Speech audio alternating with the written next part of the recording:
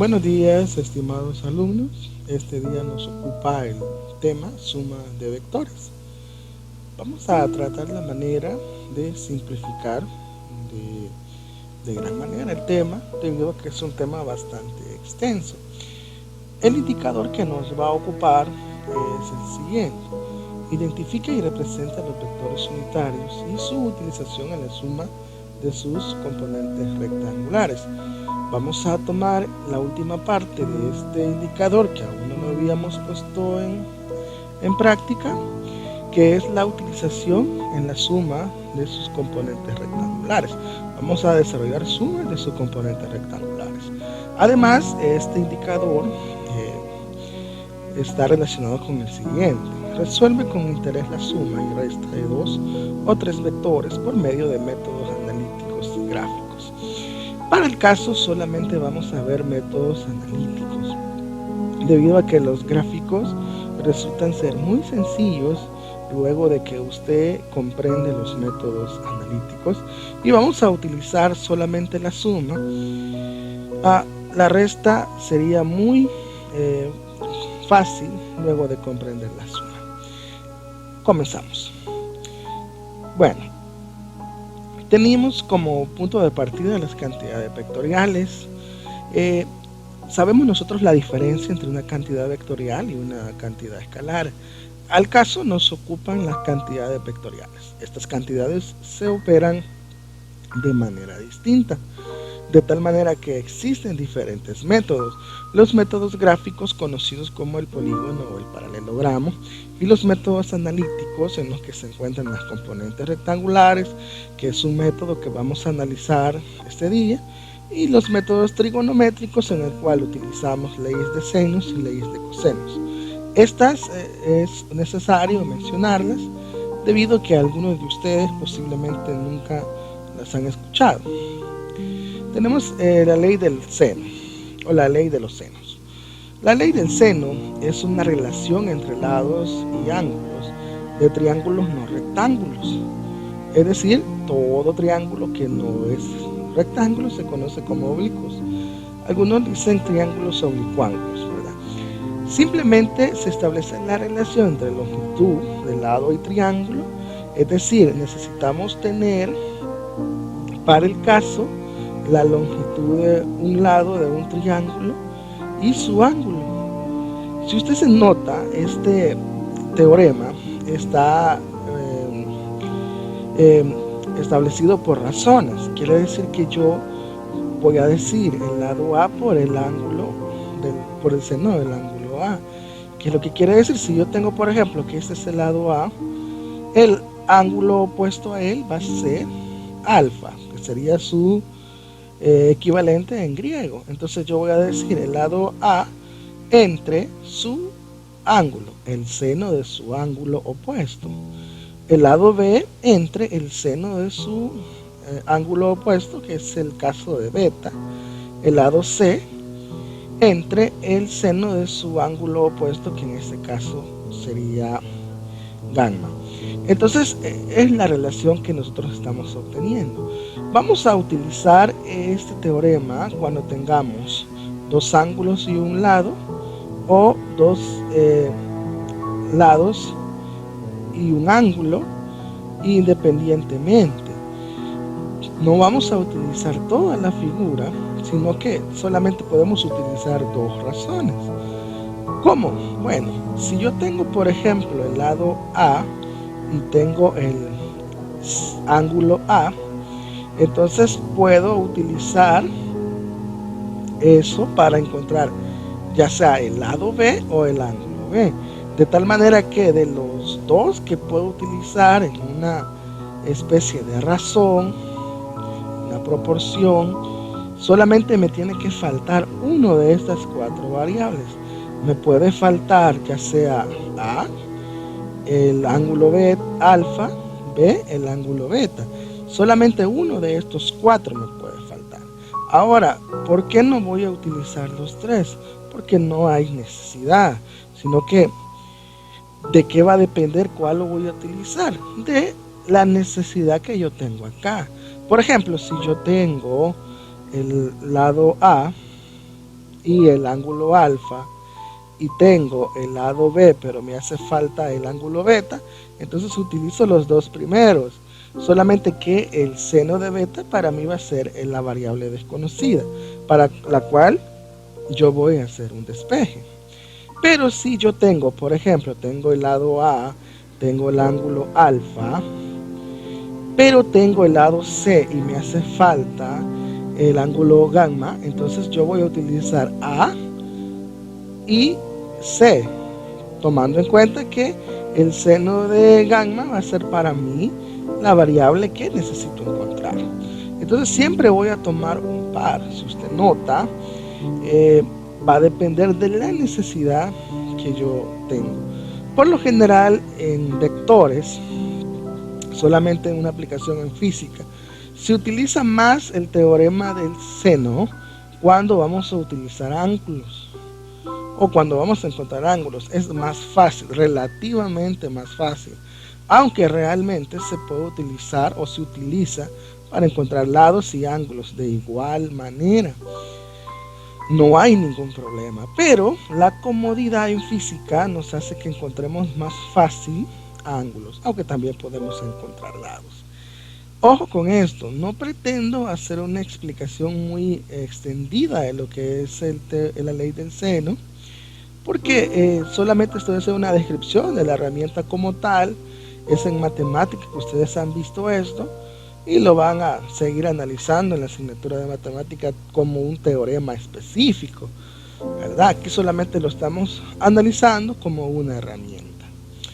Ahora tenemos el teorema o la ley de coseno. Aquí tenemos una diferencia y este lo podemos utilizar para encontrar lados. Más que todo se utiliza para encontrar lados, o también lo podemos utilizar para encontrar ángulos. Quiere decir que la ley del coseno es usada para encontrar las partes faltantes de un triángulo oblicuo, cuando ya sea la medida de los dos lados y la medida del ángulo incluido son conocidas. Lado, ángulo, lado, o las longitudes de los tres lados también son conocidas. Fíjese bien, usted me puede decir, bueno, ¿y cuál va a ser la diferencia? El teorema de coseno lo vamos a poder utilizar cuando yo tengo dos lados y el ángulo que está intermedio. En la ley de los senos no importa cuál ángulo es el que yo tenga, pero en la ley de los cosenos sí es necesario que el ángulo que yo tenga sea el que está en medio de los dos lados que tengo representados. ¿Qué es lo que quiere decir? Que si yo tengo C y B para el caso, para poder ocupar ese teorema, el ángulo que yo tengo que tener es el que está en medio de ellos dos. ¿Cuál sería? Sería alfa. Entonces, de esa manera yo podría encontrar ¿cuál lado? Podría encontrar A. Fíjese bien, si yo quiero encontrar A, tengo que tener el lado B, el lado C y el ángulo que está en medio de ellos, que es alfa. Nota usted en la primera expresión que tengo acá. Si yo quiero encontrar A, tengo que tener el lado B, el lado C y el ángulo que está en medio de ellos, que es alfa. Nota, de tal manera que el lado A al cuadrado va a ser igual al lado B al cuadrado más el lado C al cuadrado menos 2 veces B por C por el coseno de alfa. Ok, si yo quiero encontrar B, fíjese, yo tengo que tener C y A, que son los dos lados restantes, y el ángulo que está en medio de ellos. ¿De acuerdo? Si yo quiero encontrar B, tengo que tener los otros dos lados restantes y el ángulo que está en medio de ellos. Esa figura hágase en su mente. De tal manera que B al cuadrado sería igual a al cuadrado más C al cuadrado menos 2 veces A por C por el coseno de beta, que es el ángulo que está en medio de los dos lados que usted tiene. Nota. Ahora, si yo quiero encontrar C, ya usted encontró la lógica.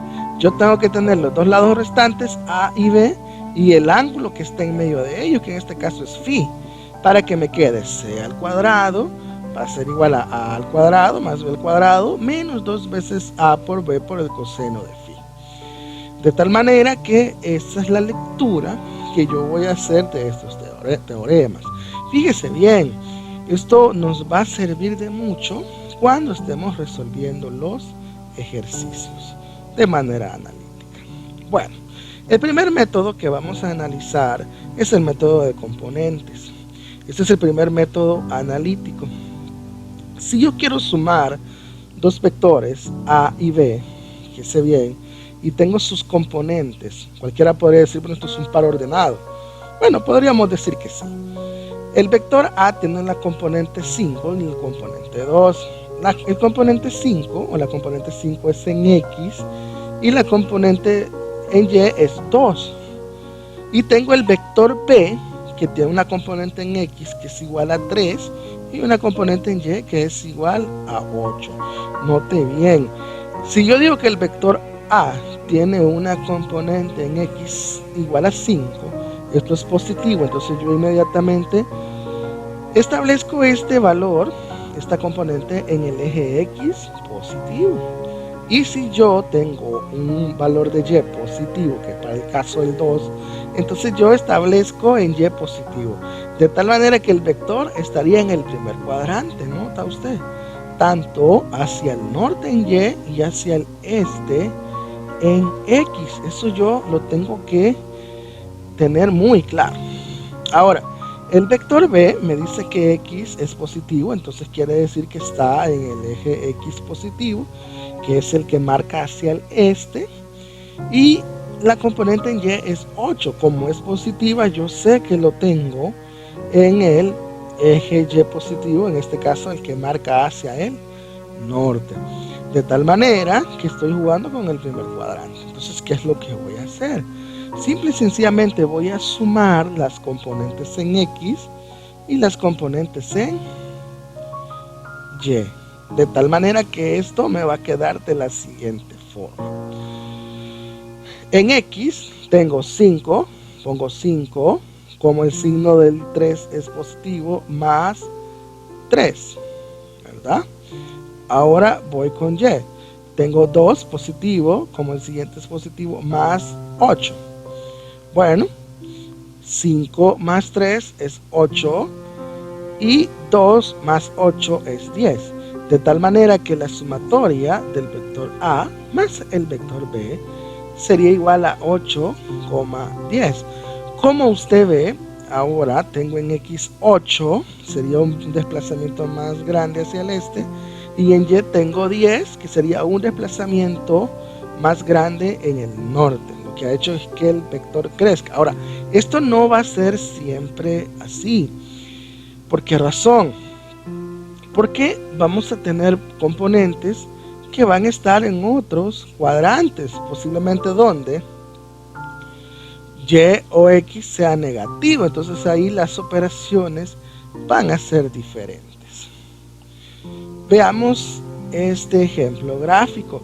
Si yo tengo el vector A en X2 y en Y4, si usted nota, como 2 es positivo, entonces va en el cuadrante positivo de las X, que es el de la derecha, el que va hacia el este.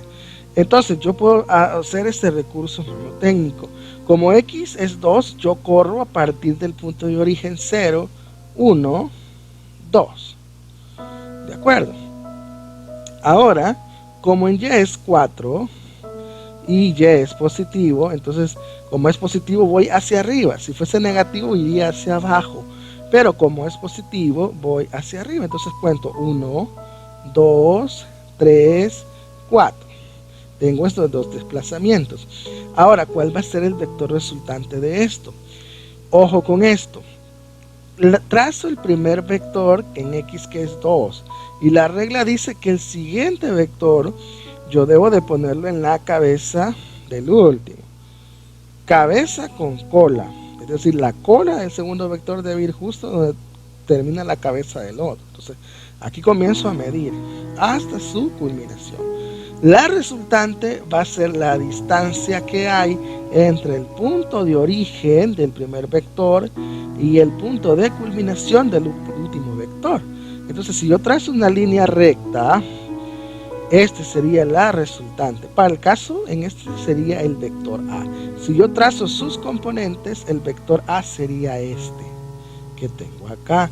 Si usted se fija, los vectores van formando triángulos. En este caso tengo un triángulo rectángulo, entonces necesito herramientas trigonométricas para poder resolverlo. Ok, vamos a analizar el primer ejercicio. Tenemos los siguientes vectores. Nota usted, en el caso no nos dan las componentes, sino que nos dan el vector como tal. Si nos dan el vector como tal, como nosotros hemos hablado en otras ocasiones, yo tengo que encontrar las componentes. Si me dan las componentes, entonces encuentro el vector, ya sea con Pitágoras o dependiendo qué tipo de triángulo forma. Pero en este caso me dicen que yo tengo el vector A, que tiene un valor de 3 metros y una dirección de 30 grados de este a norte. Quiere decir que el ángulo se comienza a medir en el este hacia el norte, ¿de acuerdo? Entonces ahí tenemos un ángulo de 30 grados. Y tengo el vector B, que es igual a, o tiene una magnitud de 4 metros y una dirección de 73 grados en relación este-norte. Quiere decir que estos 73 grados se van a comenzar a tomar del este hacia el norte. Ok, si usted nota, quiere decir que estos valores yo los voy a representar en el primer cuadrante. ¿Por qué razón? Porque tengo relación este-norte. Aquí tengo este y aquí tengo norte. Quiere decir que en este cuadrante es que yo voy a trazar mi vector. Si yo quiero, hago esta representación acá que me dice a mí, dado que sé leer los vectores, que aquí está en el cuadrante 1 la operación que voy a realizar. Bueno, voy a tomar el primer vector, el vector A, y voy a calcular sus componentes.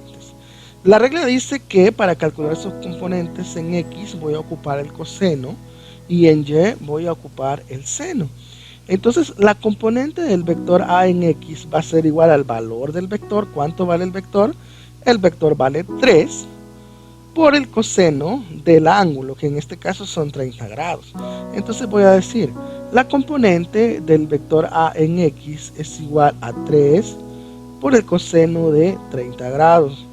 Yo introduzco esto en mi calculadora y me da 2.59 metros. Quiere decir que la componente del vector A en X es igual a 2.59.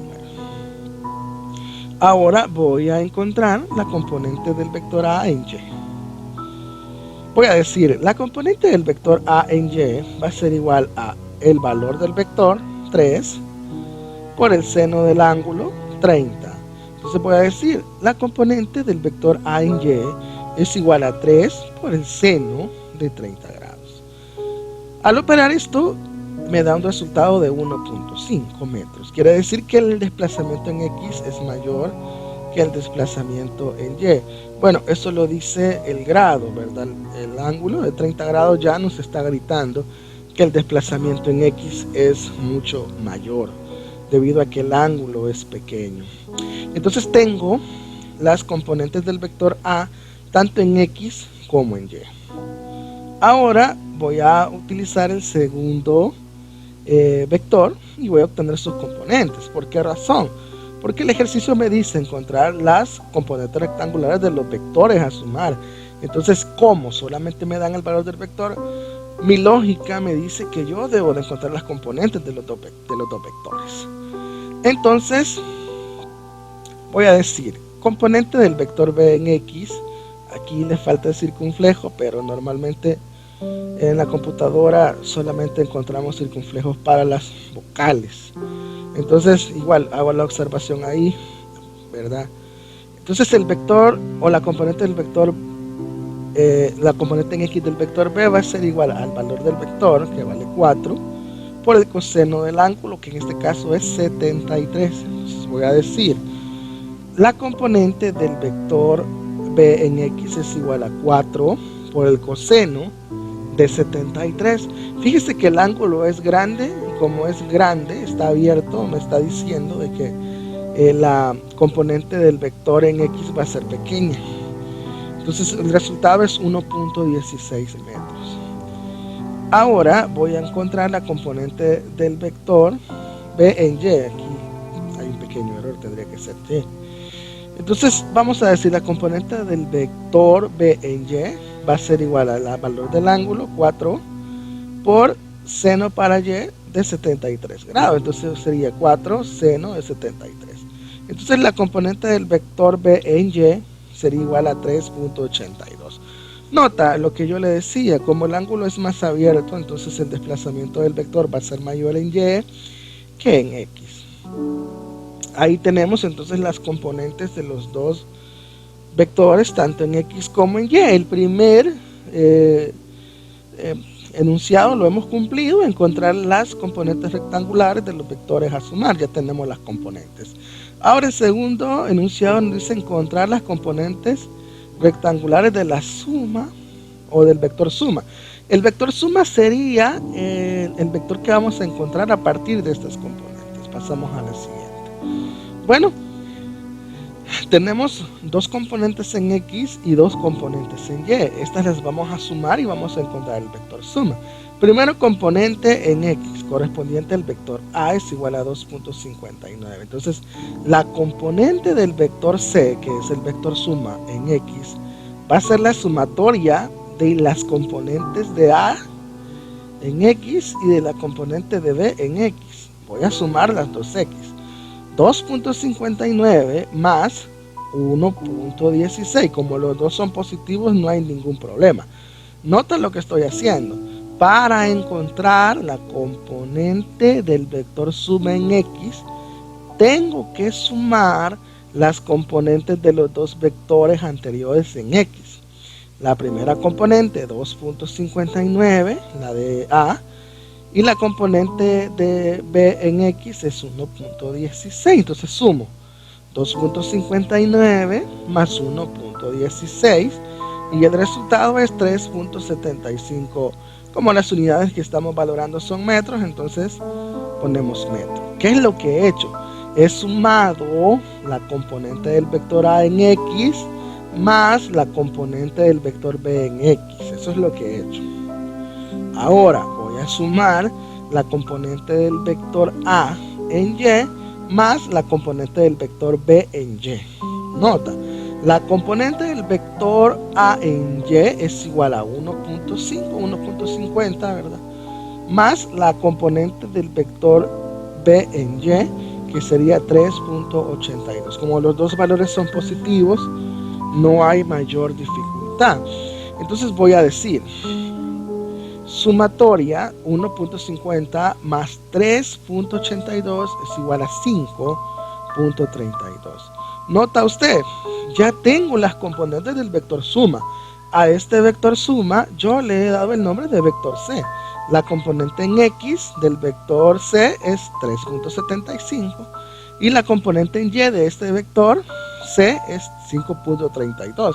Ahora surge la pregunta, bueno, tengo las componentes del vector c, pero no tengo el valor del vector c. Pero tengo las componentes, y como yo sé que si tengo las componentes puedo calcular el valor del vector, y si tengo el valor del vector puedo calcular el valor de las componentes, entonces se me vuelve sencillo.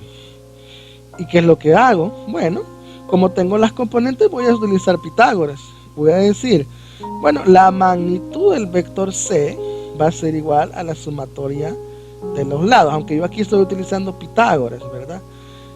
Entonces va a ser el primer lado, el lado en x al cuadrado, y la componente en y al cuadrado. ¿Por qué le digo lado? Porque si usted ve, si yo trazo el vector o trazo la componente en x, sería 3.75, sería más o menos por acá. Voy a mover esto. 3.75, si yo lo trazo, sería más o menos por acá, ¿verdad? Eso es en x. Ahora en y dice 5.32. Yo parto de la cabeza del último y comienzo a desarrollar el segundo vector, que dice que es 5.32, 1, 2, 3, 4, 5, y me paso un poquito de 5 porque es 5.32. ¿Cuál sería la resultante? La distancia entre el punto de origen y el punto final. Esta sería la resultante. Pero para el caso, esta resultante sería el vector c. ¿Por qué razón? Porque estas son las componentes del vector c. Entonces, si usted se fija, yo tengo aquí un triángulo rectángulo. Tengo los lados y me haría falta la hipotenusa. Entonces, ¿cómo utilizo el teorema de Pitágoras? Bueno, el lado C sería igual al lado A al cuadrado más el lado B al cuadrado. Si yo quiero, digo, el vector C al cuadrado va a ser igual a la componente en X al cuadrado más la componente en Y al cuadrado, si yo quiero. La componente en X sería 3.75 al cuadrado más la componente en Y, 5.32 al cuadrado. Pero como a mí no me interesa C al cuadrado, sino que me interesa C, el cuadrado lo paso al otro lado en forma de radical. ¿Y qué es lo que hago? Introduzco esto de una sola vez a la calculadora. 3.75 al cuadrado más 5.32 al cuadrado, raíz de esto me da como resultado 6.50. Quiere decir que el valor del vector C es 6.50. Esta resultante vale 6.50 y es equivalente al vector C. Entonces, si yo tengo el valor del vector, podría calcular las componentes, ¿verdad? Pero como ya las tengo, ya no es necesario. Es necesario que usted preste mucha atención para que vaya comprendiendo. Ok. Ahora vamos a ver. Yo tengo ya el valor del vector, tengo el valor de sus componentes, pero me hace falta este ángulo. Este es el ángulo del vector resultante, ¿verdad? No lo tengo. Entonces es fácil, yo voy a utilizar una razón trigonométrica que es la razón de la tangente, que es igual opuesto sobre adyacente. Si yo tengo este ángulo, el opuesto sería 5.32 y el adyacente, que es el que está a la par, 3.75. Entonces sería tangente, vamos a ponerle un nombre, le vamos a poner phi. Tangente de phi va a ser igual al opuesto, que es igual a 5.32, entre el adyacente, que es 3.75. Entonces, la tangente de phi sería igual a 5.32 entre 3.75. Pero a mí no me interesa eso, a mí me interesa phi. Entonces la tangente pasa al otro lado del igual como arco tangente o tangente negativa. Entonces phi va a ser igual a la tangente negativa de este cociente. 5.32 entre 3.75 es igual a 1.42. Entonces yo digo, segunda función en la calculadora, tangente, abro paréntesis, 1.42, cierro paréntesis. Y el valor de phi va a ser 54.84. Es el valor de este ángulo que me dice a mí la dirección. Entonces el vector C, ¿cómo sería? El vector C sería 6.50, el ángulo de este a norte de 54.84. Y ahí tenemos ya descrito en su totalidad el vector C. Ok, ahora vamos con el método trigonométrico. Vamos a analizar este ejercicio. Dice, dos barcos salen de un puerto a las 7 a.m. Uno viaja a 12 nudos, millas náuticas por hora, es el equivalente, y el otro a 10 nudos. Si el barco más rápido mantiene un rumbo entre norte y oeste de 47 grados, y el rumbo del otro es entre sur y oeste de 20 grados, ¿cuál es su separación? A las 11 de ese día, a las 11 de la mañana de ese día. Bueno, si usted nota, de 7 a 11 hay 4 horas. Quiere decir que los dos barcos han recorrido 4 horas, solo que el primero lo hace a 12 nudos, entonces yo multiplico 12 por 4, estoy hablando de 48 millas náuticas. Ahora el segundo, que es el más lento, lo hace en 10 nudos, entonces sería 4 por 10, serían 40 millas náuticas. Quiere decir que uno ha recorrido 48 millas náuticas en 4 horas y el otro 40 millas náuticas en 4 horas. Ahora, si usted se fija, yo parto de que este es el punto de origen del cuadrante, ¿verdad? Como dice en el primer caso norte-oeste, tengo norte y oeste. Nota, me dice 47 grados, ¿verdad? Entonces yo tomo esa relación norte-oeste. ¿De dónde voy a comenzar a medir? Del norte, ¿verdad? Los 47 grados hacia el oeste. El oeste es en este punto. Ahora, en la otra me dice que es sur-oeste. Voy a empezar a medir del sur. 20 grados del sur hacia el oeste. Entonces en estos dos cuadrantes voy a trabajar. ¿Cómo he hecho esta multiplicación? Me va a dar a mí el valor. Este lado mide 48 millas náuticas, que es el barco que ha recorrido más, y este otro lado mide 40 millas náuticas, que es el barco que ha recorrido menos. ¿Qué es lo que necesito encontrar? Necesito encontrar la separación entre ellos. Lógicamente la separación entre ellos va a ser una línea recta, que es la que estoy trazando acá. Este valor es el que yo voy a encontrar. Me traigo esta figura para acá y si usted se fija, puedo utilizar el teorema de los cosenos porque tengo lado y el ángulo en medio de ellos. Usted me puede decir, profesor, pero usted no tiene el ángulo que está en medio de ellos. ¿Cómo no, verdad? Yo sé que esto mide 180. Tengo 47 y 20. Entonces, ¿qué es lo que voy a hacer yo? Bueno, como el valor total de esto es 180, yo digo 180 menos 47 menos 20.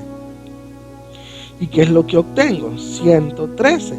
Quiere decir que este ángulo, que se está titulado acá como gamma, mide 113. Entonces sí tengo lado y el ángulo que está en medio de ellos. Entonces sí puedo ocupar el teorema del coseno.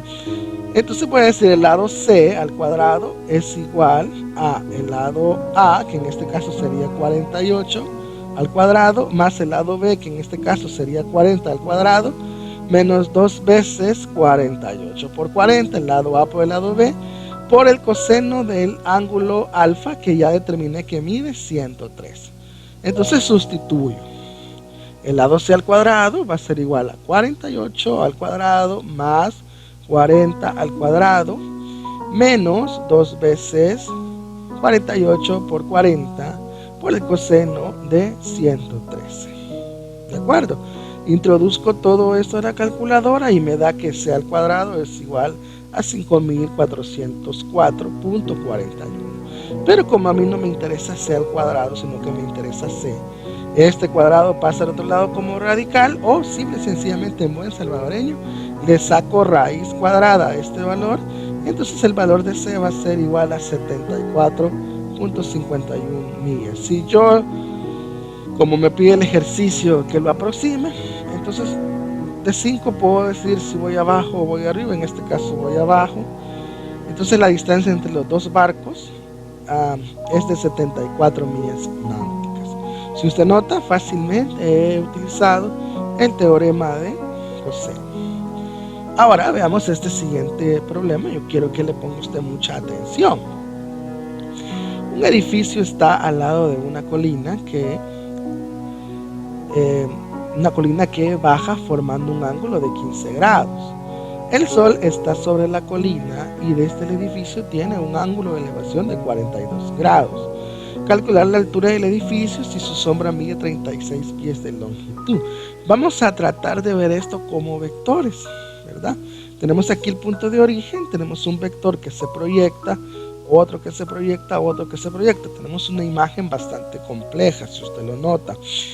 Ahora, aquí, si usted ve, entre la altura del edificio, la sombra que proyecta y el punto de declinación del sol, tenemos un triángulo oblicuángulo. Pero si usted lo ve desde el punto Q hasta el punto P, tenemos un triángulo rectángulo pasando por S.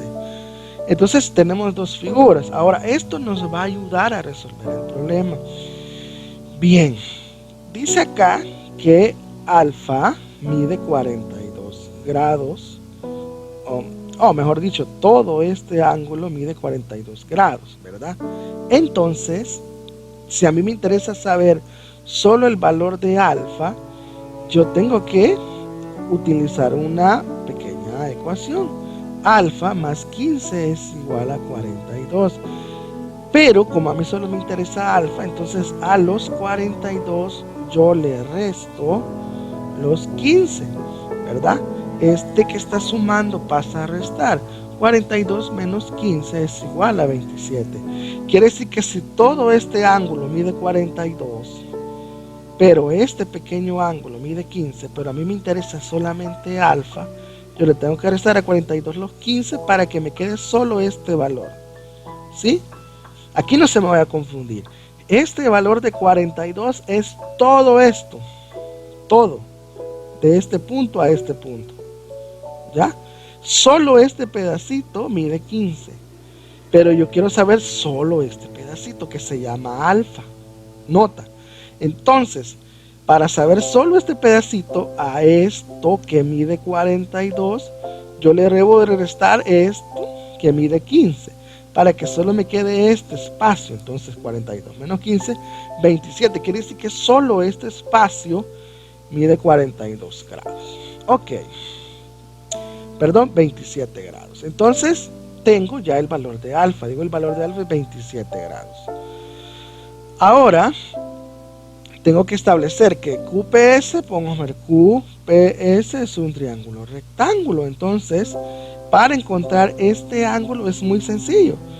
Si todo este lado mide, todo este ángulo mide 42 y este mide 90, entonces, ¿cuánto va a medir este? Si la lectura dice que deben de ser 180, fácilmente, ¿verdad? Va a medir 48. Entonces, gamma en este caso va a medir 48 grados, ¿de acuerdo? Ahora, note bien, yo tengo resuelto los ángulos internos del triángulo rectángulo. Y eso me va a ayudar, lógicamente, a encontrar lo que me hace falta solamente en esta figura de un triángulo oblicuo, ¿verdad?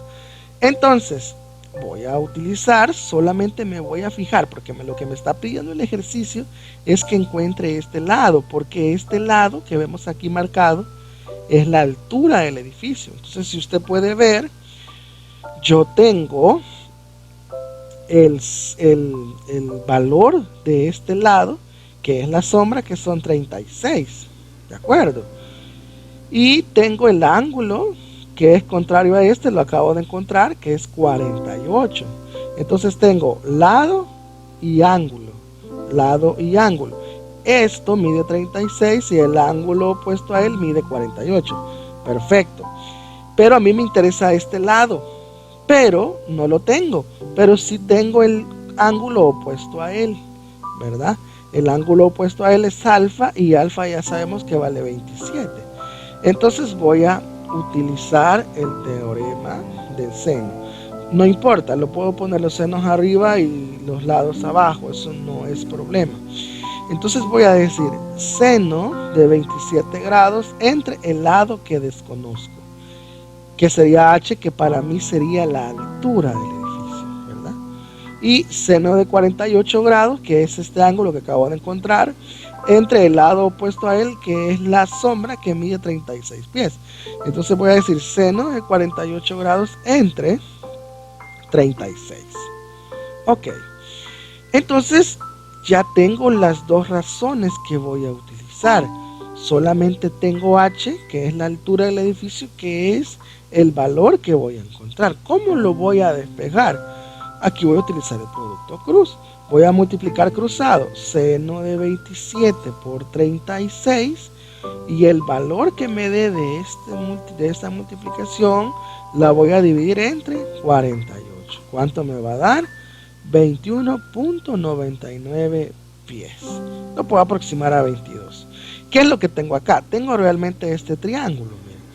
Tengo el lado que equivale a la sombra, que vale 36 pies, y su ángulo opuesto, que es 48 grados. Ok, y ahora he encontrado la altura del edificio, que es 21.99.